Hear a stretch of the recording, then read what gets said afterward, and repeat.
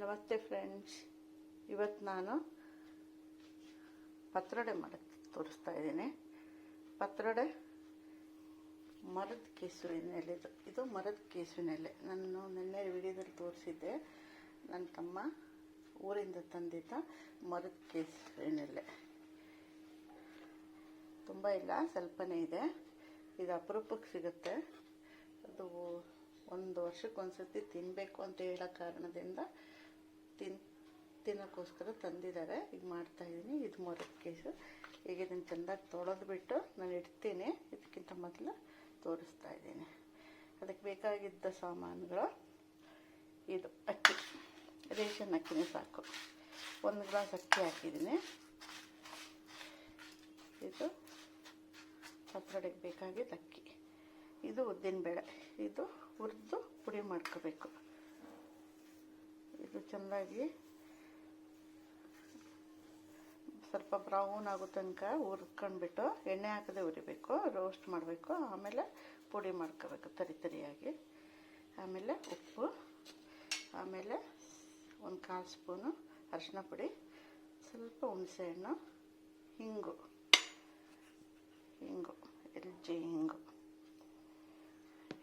ಪುಡಿ ಅದು 1/4 ಸ್ಪೂನು, ಮತ್ತು ಒಂದು 15 ಮೆಣಸಿನ್ಕಾಯಿ. ಇದಕ್ಕೆ ಸ್ವಲ್ಪ ಖಾರ ಚೆಂದಾಗಿ ಹಾಕ್ತೀನಿ ನಾನು. ಈ ಮೆಣಸಿನ್ಕಾಯಿ ಖಾರ ಇದೆ, ಅದಕ್ಕೆ ಇದನ್ನು ಹಾಕ್ತಾಯಿದ್ದೀನಿ. ಇಷ್ಟು ಸಾಮಾನುಗಳನ್ನ ಹಾಕಬೇಕು. ಆಮೇಲೆ ಕೊಬ್ಬರಿ ಎಣ್ಣೆ ಎಲ್ಲದನ್ನು ಕರಿಬೇಕು. ಇದು ಕೊಬ್ಬರಿ ಎಣ್ಣೆ, ಶುದ್ಧವಾಗಿದ್ದ ಕೊಬ್ಬರಿ ಎಣ್ಣೆ ನಾನು ಬಾಟಲ್ ಹಾಕಿಟ್ಟಿದ್ದೀನಿ. ಇದರಲ್ಲಿ ನಾನು ಕರಿಯೋದು ಅದನ್ನು.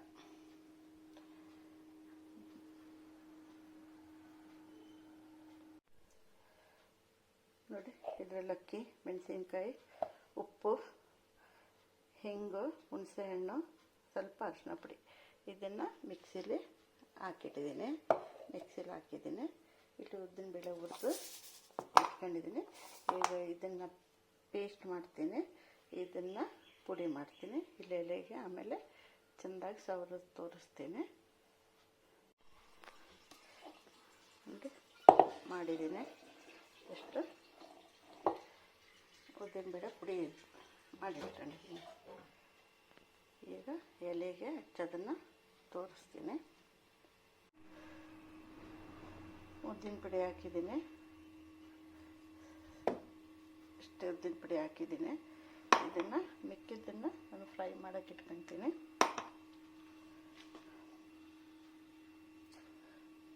ಉಪ್ಪು, ಹುಣಸೆಹಣ್ಣು, ಮೆಣಸಿನ್ಕಾಯಿ, ಅರಿಶಿನ ಪುಡಿ, ಹಿಂಗು, ಅಕ್ಕಿ ಹಾಕಿ ರುಬ್ಬಿಟ್ಕೊಂಡಿರೋದು. ಅದಕ್ಕೆ ಉದ್ದಿನಬೇಳೆ ಹುರಿದಿದ್ದನ್ನು ಪುಡಿನ ಸ್ವಲ್ಪ ಅರ್ಧ ಹಾಕಿದ್ದೀನಿ, ಅರ್ಧ ಹಂಗೆ ಇಟ್ಟಿದ್ದೀನಿ. ರೋಸ್ಟ್ ಅದನ್ನು ಡಿಪ್ ಮಾಡಿ ಕರಿಯೋಕ್ಕೋಸ್ಕರ. ಇದು ಎಲೆನೆಲ್ಲ ಮಧ್ಯೆ ಕಟ್ ಮಾಡ್ಕೊಂಡು ಇದ್ರ ನಾರೆಲ್ಲ ತೆಗೆದುಬಿಟ್ಟು ರೆಡಿ ಮಾಡಿದ್ದೀನಿ. ಸ್ವಲ್ಪ ಎಲೆ ಬಾಡಿದೆ, ಪರವಾಗಿಲ್ಲ, ಬಾಡಿದರೆ ಫ್ರಿಜ್ಜಲ್ಲಿ ಇಟ್ಟಿದ್ರಿಂದ ಹಂಗಾಗಿದೆ. ನೋಡಿ, ಇದ್ರ ಮೇಲೆ ಈ ಥರ ಒಂದರ ಮೇಲೆ ಒಂದು ಎಲೆ ಇಟ್ಕೊಂಡು ಈ ಥರ ಹಚ್ಚಬೇಕು. ನೋಡಿ, ನಾನು ಇಡ್ತಾ ಇದ್ದೀನಿ, ಕಾಣುತ್ತಲ್ಲ. ಈ ಥರ ನನ್ನ ಹತ್ರ ಒಂದು 8 ಎಲೆ ಇದೆ. 8 ಎಲೆನ ಒಂದು ರೋಲಿಗೆ ಈ ಥರ ಹಚ್ಬಿಟ್ಟು ಇಡ್ತಾಯಿದ್ದೀನಿ.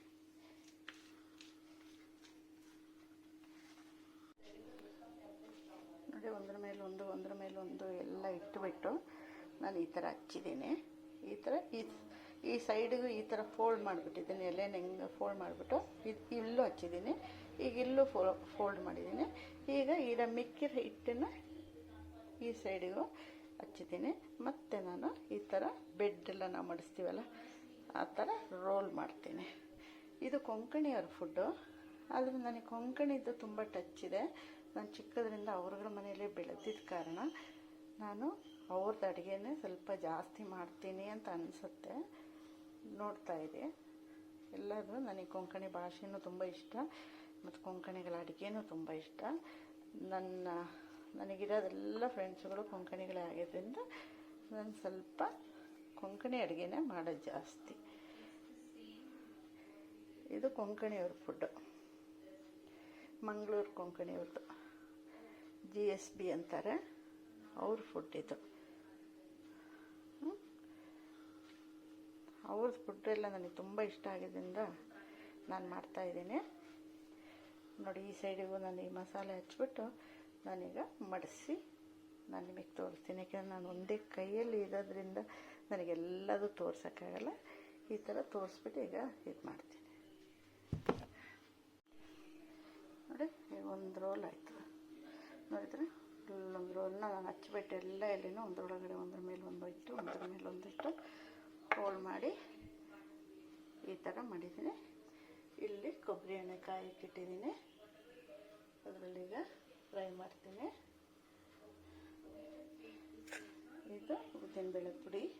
ಇದರಲ್ಲಿ ನನಗೆ ಕಟ್ ಮಾಡಿದ್ದನ್ನು ಅದ್ಬಿಟ್ಟು ನಾನೀಗ ಫ್ರೈ ಮಾಡ್ತೀನಿ. ಈ ಫಿಶ್ ಎಲ್ಲ ಫ್ರೈ ಮಾಡ್ತೀವಲ್ಲ ಅದೇ ಥರ ಮಾಡ್ತೀನಿ. ನೋಡಿ ಎಲ್ಲ ಕಟ್ ಮಾಡಿ ಇಟ್ಕೊಂಡಿದ್ದೀನಿ. ಕಟ್ ಮಾಡಿಬಿಟ್ಟು ಇದ್ರ ಮೇಲೆ ರವಾದ ಮೇಲೆ ಇದನ್ನು ಈ ಥರ ಮಾಡಿದೆ.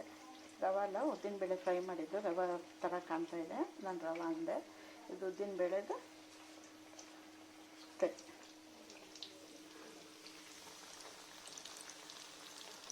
ನೋಡಿ, ಮಂಗಳೂರು ಫಿಶ್ ಫ್ರೈ ಥರನೇ ಕಾಣ್ತಾ ಇದೆ ಅಲ್ವಾ? ಅದೇ ಥರ ಕ್ರಿಸ್ಪಿಯಾಗಿ ತುಂಬ ಚೆನ್ನಾಗಿರುತ್ತೆ. ಊಟದ ಜೊತೆಗೆ ನಾನಿವತ್ತು ಸೊಪ್ಪಿನ ಹುಳಿ ಮಾಡಿದ್ದೀನಿ. ಸೊಪ್ಪಿನ ಹುಳಿನೂ ಮತ್ತು ಇದು ಸೇರ್ಕೊಂಡು ಮಧ್ಯಾಹ್ನ ಊಟ ಮಾಡೋದು. ನಿಮಗೆಲ್ಲ ಇಷ್ಟ ಆಗಿದ್ರೆ ಲೈಕ್ ಮಾಡಿ, ಶೇರ್ ಮಾಡಿ, ಸಬ್ಸ್ಕ್ರೈಬ್ ಮಾಡಿ. Thank you.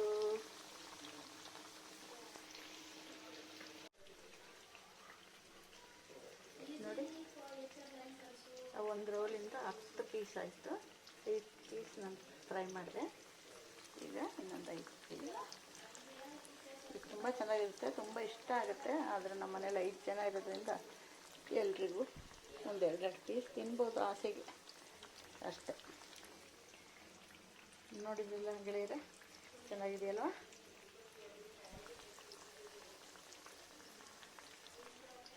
Thank you, thank you, thank you.